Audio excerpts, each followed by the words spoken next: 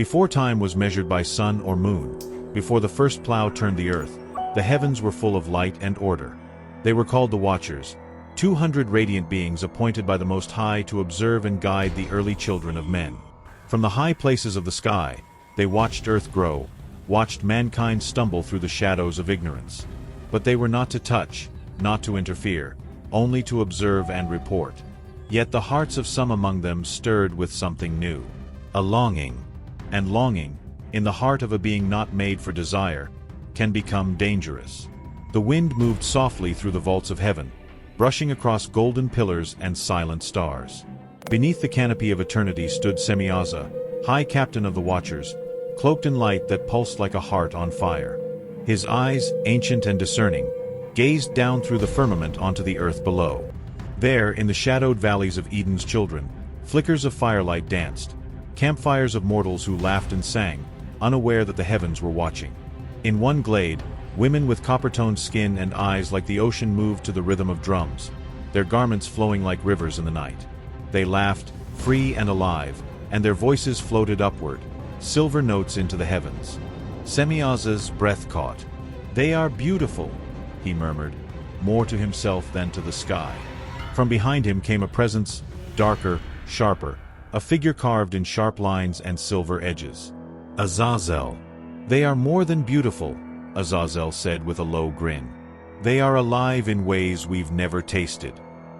"You forget yourself," said another voice, serial, gentle, cloaked in pale blue light, the healer among them. "We were commanded to watch, not to want, not to touch." Azazel turned his gaze toward Serial with cool amusement. "And how long do we watch? Millennia of silence while they stumble in dirt and blood, blind to the stars." Semyaza said nothing. More watchers had arrived now, descending from the winds like leaves of fire. Ramiel, tall and silent. Kokabeel, star scribe. Shamziel, bearer of the dawn. Their faces glowed with unease, their eyes fixed not on the mortals, but on each other. Azazel stepped closer to the edge of the firmament and pointed downward. "They know nothing of the sword, yet they bleed. They till the earth with broken stones. They worship fire and shadows. We could teach them metal, healing, stars, speech. We could bring them into light. And pay the price?" Serial asked quietly, "Do you not fear the consequences?" Semyaza finally spoke, his voice like thunder hidden beneath velvet. "The Most High has set the bounds of heaven and earth. We were to observe, not shape." Azazel looked at him, eyes narrowing. "And yet you watch them too." Silence. A long, weighted silence. Then Semyaza turned fully, facing the gathering. His face was no longer serene. There was something human in his gaze now. Longing, grief, something cracking. "I will not pretend," he said, his voice low. "There is a fire in my soul, one I cannot extinguish. I see them, and I wonder, is obedience enough? Is silence holiness? Or have we been left behind by a creation we do not understand?" He looked upon each of them in turn. "I will not go alone. I ask you, my brothers, not as captain, but as one of you. If I fall by choice. But I will not drag heaven down with me unless you bind yourselves to me first." Azazel stepped forward, eyes burning. "Then swear. Let us swear together. That none will betray the others. That if we go as one." The others wavered. But then, slowly, first Ramiel, then Shamziel, then Kokabeel, each watcher raised his hand and repeated the vow. "By the name that is not spoken, by the stars that bore us, we swear. If you fall, we fall as one." A great shiver passed through the heavens. Thunder cracked across the distant clouds. The firmament dimmed as if in mourning. And on Mount Hermon, where heaven's edge brushed the mountain's peak, the watchers descended. The skies wept fire that night. Stars blinked out like dying candles. And earth, unknowing, welcomed its celestial visitors, men of light who would soon become legends, and then curses. The earth did not tremble when they arrived. The watchers descended not as conquerors, but cloaked in radiant glory. Their feet touched the earth like morning dew upon leaves, quiet, reverent. No trumpet sounded, no sword was drawn, but what they brought would change the course of all things. Atop Mount Hermon, they took mortal form, tall, flawless beings of immense stature and beauty. The people of the valley came out, drawn by the strange light on the mountain, and saw the shining ones descending like gods. At first, they were afraid. But Semyaza spoke gently, his voice laced with the music of stars. "We bring knowledge," he said. "We come not to rule you, but to teach." And the people believed him. In the days that followed, the Watchers spread among the tribes. Azazel moved swiftly through the settlements, gathering the strongest of men and teaching them how to shape bronze into blades and iron into spears. He taught them how to craft shields, forge knives, and pierce stone with fire. From him came war. To the women, Azazel gave mirrors of polished silver, and taught the art of painting the eyes, rouge for the cheeks, and perfumes distilled from crushed petals. "Adornment is not sin," he said, smiling. "It is power." Kokabeel, the star revealer, lay beneath the night sky with scribes and shamans, drawing maps of the heavens in the sand. He named the wandering lights and traced their paths with astonishing precision. "The stars are clocks," he whispered. "Learn them, and you shall know the future." Shamsiel, glowing like morning fire, taught of the sun's arc and the dance of the seasons. Farmers learned when to sow and when to reap. The fields flourished. Penemu took a reed and dipped it in black sap, writing words upon dried skins. "This is the memory of the hand," he said, "the gift of writing." The first written records were born that week. Others taught sorcery, root magic, the power of incense, the binding of spirits, and the reading of omens. They carved forbidden sigils into tree trunks and whispered things that no mortal had ever heard, and perhaps no mortal was meant to. The earth blossomed with invention, and knowledge rushed through the world like a flood. But it came at a price. The wives of the Watchers. The women, dazzled by the beauty and wisdom of these beings, gave themselves willingly. The Watchers took them as wives, building houses of polished stone and beds carved from cedar trees. Children were born. But these were no ordinary children. They grew with unnatural speed, their limbs long and thick like tree trunks. Their voices shook the ground, and their hunger was never satisfied. They were the Nephilim, giants of men, with the pride of angels and the instincts of beasts. At first, they played among the children of men. Then they ruled them. And then they devoured them. Entire herds were slaughtered in a day to feed one giant's hunger. Rivers were drained to slake the thirst of a single tribe of Nephilim. Crops failed beneath their trampling feet. Cities that rose with Watcher guidance now fell beneath the weight of their offspring. And when there was no more food, the Nephilim turned to the people. They hunted mankind. Villages vanished in the night. Screams echoed from mountaintops. Mothers clutched their children and fled into forests, but even the trees could not hide them. Blood darkened the soil. And the Watchers, they did nothing. Some were ashamed. Some had grown distant.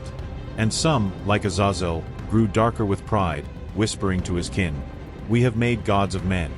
Let them worship us." And they did. Idols were carved in their image. Altars were built. Sacrifices were offered. But above, heaven was not silent. The earth itself began to weep. Waters turned bitter. Winds wailed through the mountains. Birds abandoned their nests, and the animals fled from men. The cries of the innocent rose like incense, carried by unseen hands to the very throne of the Most High. And in the seventh heaven, the archangels listened. Michael clenched his sword. Raphael closed the book of healing. Gabriel turned his gaze to the earth, face heavy with sorrow. "Shall we not act?" asked Gabriel. The voice of the Most High answered with thunder. "Send the Son of Man, Enoch, that he may speak to the Watchers. And let the judgment be prepared." The knowledge that once bloomed had now become poison. The gifts had turned to chains. And in giving what was forbidden, the Watchers had damned themselves, and the world. Their descent was no longer a mystery. It was a curse. There was a man who walked among trees and silence. His name was Enoch, seventh from Adam, a quiet figure among men, neither king nor warrior, not builder nor priest. He tilled the earth with his hands, tended sheep, and spoke gently to children. But within him burned a hunger for the unseen, for the voice behind thunder, for the law written in stars. At night, while others slept, Enoch would climb the hills and listen, not with his ears, but with his soul. And the heavens, which once ignored the clamor of kings, bent low to hear him. One dusk, as the orange sun bled over the hills, Enoch stood barefoot in the field, eyes lifted. The sky cracked. A storm of light tore the veil, and in its center stood four figures, each cloaked in fire and storm. Michael, like a pillar of justice, sword drawn. Raphael, draped in green and gold, eyes of mercy. Gabriel, silent, sorrowful, his hands folded. And Uriel, who held a scroll that shimmered with stars. Enoch, son of Jared, Uriel spoke, his voice both thunder and still water. You have walked with wisdom, and the earth has heard your name. Now, you shall walk with us. Before Enoch could kneel, he was lifted. The stars reeled backward. The earth fell away like mist. They brought him beyond the veil of clouds, past the moon's quiet face and the golden chariot of the sun. They traveled beyond the constellations into realms where no mortal breath could follow. They stopped at the edge of the heavens, where eternity meets the unseen. There, Enoch beheld sights no man had ever dared imagine. Prisons of flame, suspended in the void, where rebellious stars were bound, beings of ancient fire, cursed for leaving their orbits. Deep, bottomless abysses, sealed with thunder, prepared for the watchers who defiled their charge. Vast chambers of books and thrones, waiting to judge not only men, but angels. Here, said Uriel, pointing toward a glowing rift in the distance, is the place where Semyaza will be chained, beneath the roots of the mountains. His voice will echo in hollow stone for 10,000 years. And there, Gabriel added, Azazel will lie buried in the desert of Dudiel, under jagged rock. His teachings will poison nations until the final fire. Enoch's soul trembled. Why me? He whispered. I am dust. I am no prince among men. Raphael stepped forward. Because dust listens better than stone. And you, Enoch, have not hardened your heart. Uriel unrolled the scroll of stars. Its words danced like living flame. Write, he commanded. Enoch obeyed, though his hands shook. Woe unto the watchers, sons of heaven, who abandoned their station. You were once light, but you have become shadows. You were guardians, but you became thieves of flesh. Now the earth cries out against you, and the Most High has heard. The flood shall come. Your children, the Nephilim, shall be no more. You shall be bound until the great day of fire. When he finished, the scroll sealed itself with a whisper like wind across bones. Now, Michael said, his eyes aflame, you must go to them. Deliver the message. Then return, for your place is no longer among men. The mountain trembled as Enoch approached Mount Hermon, where the watchers now lived like exiled kings. They no longer shone. Their once radiant forms were dimmed, weighed down by flesh and sorrow. He found Semyaza seated upon a stone, face buried in his hands. Around him stood the others, Azazel pacing, Sariel silent, Kokabeel tracing stars in the dust. When they saw Enoch, they fell silent. You, Azazel snarled. They send you, a man of clay. I come with no judgment of my own, Enoch said. I am only the voice of the message. And he read the scroll aloud. The words burned the air. Semyaza dropped to his knees. His mighty form shook. Is there no mercy? He pleaded. Azazel cursed and struck a tree, splitting it. We gave them fire. We made them strong. You were not sent to shape them, Enoch answered. You were sent to watch. The watchers fell into wailing, some striking their chests, others begging Enoch to intercede. Speak to him, Semyaza begged. Ask him to forgive. Ask him to lessen the sentence. We were weak, but we did not know. Enoch's voice was low. You knew. And with that, the light lifted him. He returned to his people only once more. He spoke not of what he had seen, only that a flood was coming, and that men must cleanse their hearts. He walked the earth for a time, but his eyes were no longer bound to it. Then one morning, he was gone. Some say the wind carried him away. Others say he was taken by a chariot of fire. The scroll he wrote was hidden for generations, buried in caves, whispered among sages, lost to kings. But the memory of him remained. Enoch, the man who walked with God and did not die. They say his footsteps still echo in places not found on maps, in realms between stars, where he waits for the end of days. After Enoch vanished, the world groaned louder. The children of the Watchers, the Nephilim, were no longer merely giants. They were tyrants, beasts, gods of destruction walking on 2 feet. Their laughter echoed in the valleys like thunder, and their footsteps cracked the bones of mountains. They built cities of impossible scale, stone palaces stretching into the clouds, blood-stained thrones towering above the forests. Men bowed to them, and when they refused, they were devoured. "Bow or bleed," the Nephilim cried. Fathers gave their daughters as tribute. Mothers buried sons in silence. And beneath it all, the teachings of the Watchers, meant to guide, now empowered warlords and sorcerers alike. The very earth rebelled. Floods surged without rain. Fires burned without spark. The animals grew wild and twisted. Crops withered under invisible poisons. Creation itself was choking. In the upper heavens, a storm gathered, not of wind but of judgment. The 4 archangels stood once more before the throne of the Most High. Michael, guardian of Israel, sword drawn and eyes grim. Raphael, healer of nations, hands clenched in sorrow. Gabriel, the messenger, with fire behind his gaze. Uriel, keeper of mysteries, holding the scroll of Enoch's words. "Their children devour the world," said Michael. "Their fathers corrupt the soul of man." "The time has come," said Uriel. "Let us bind them." A silence deeper than time followed. And then, from the throne beyond flame and light, came the decree. "Bind them.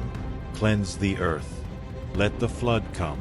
The first judgment fell upon Azazel, the fire-hearted one who taught men to forge weapons and women to deceive with beauty. He had become the dark prince of the earth, dwelling in caves of black crystal, surrounded by armies of idol-makers, kings, and killers. His eyes no longer bore heaven's light, but smoldered like dying coals. He stood atop a black altar when Raphael appeared. There was no battle, no warning, just the light of heaven falling like a sword. Azazel cried out, his voice cracking mountains. He raised his hand to strike, but the heavens froze his strength. Chains of burning wind wrapped around him, unbreakable, eternal. "Azazel," Raphael said, voice like thunder over water, "you are judged." He was cast into the desert of Dudiel, where jagged rocks tore his skin and darkness swallowed his scream. There he would remain, blind and bound, until the final judgment. Over him, a mountain was rolled. Over that, flame. And over flame, silence. One by one, the Watchers were captured. Semyaza, their leader, was bound beneath the hills of Lebanon, his chains running deep into the roots of the earth. His tears carved rivers through stone. Kokabeel, the Star Watcher, was cast into a pit of black glass where the constellations no longer shined. Shamziel, who gave the secrets of the sun, was sealed in eternal twilight. Those who repented were spared immediate torment, but even mercy came with chains.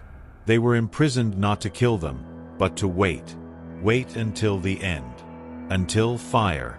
The Nephilim, seeing their fathers fall, roared with rage. Their thrones cracked. Their idols shattered. But their power was fading. Without the Watchers, they grew unstable, mad with hunger and fury. Some turned on each other, fighting over blood and bones.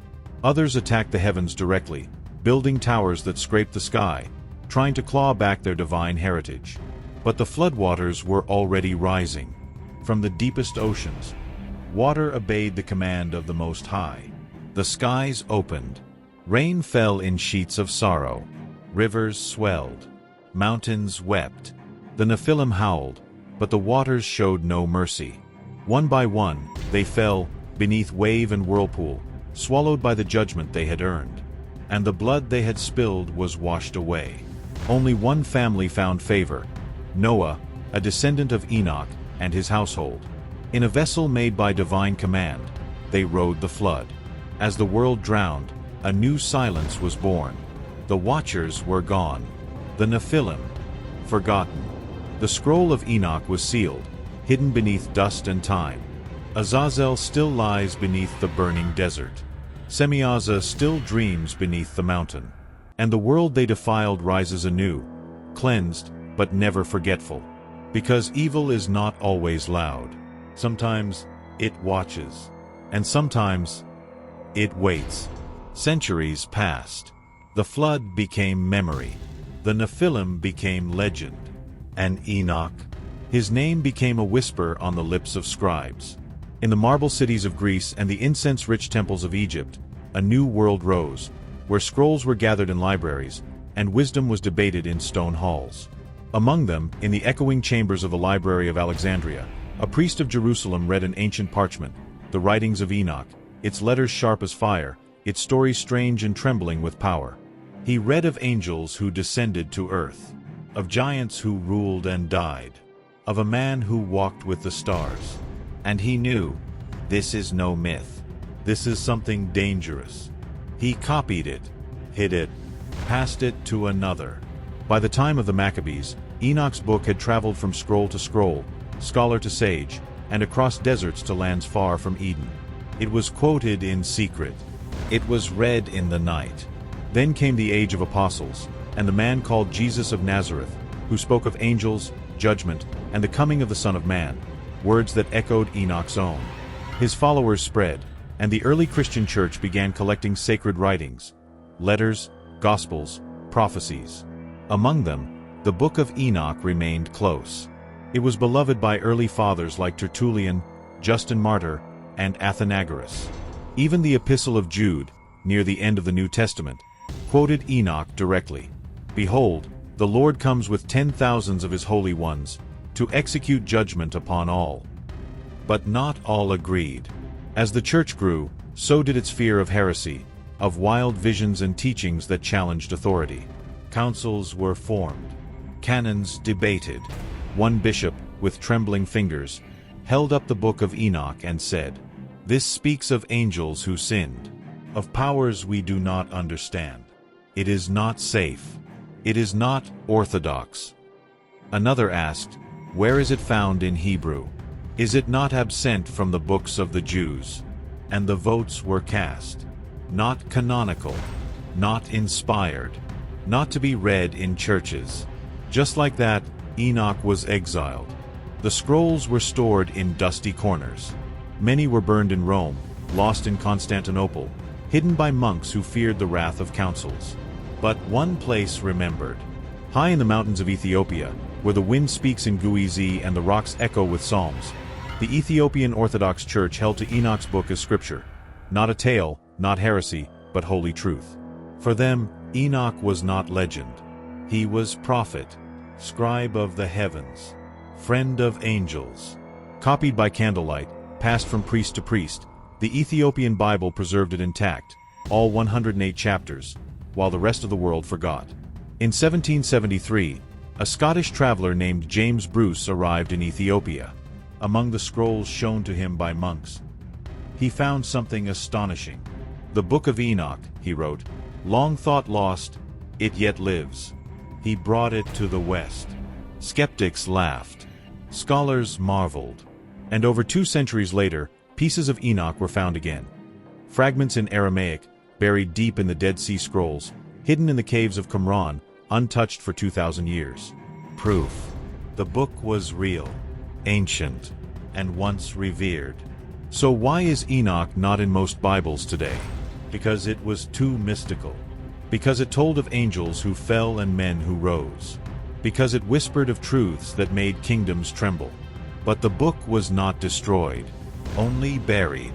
And in this world, what is buried often returns. So when you look at the stars, when thunder rolls across a quiet sky, when you feel the weight of something watching, remember, Enoch walked with God, and was not, for God took him.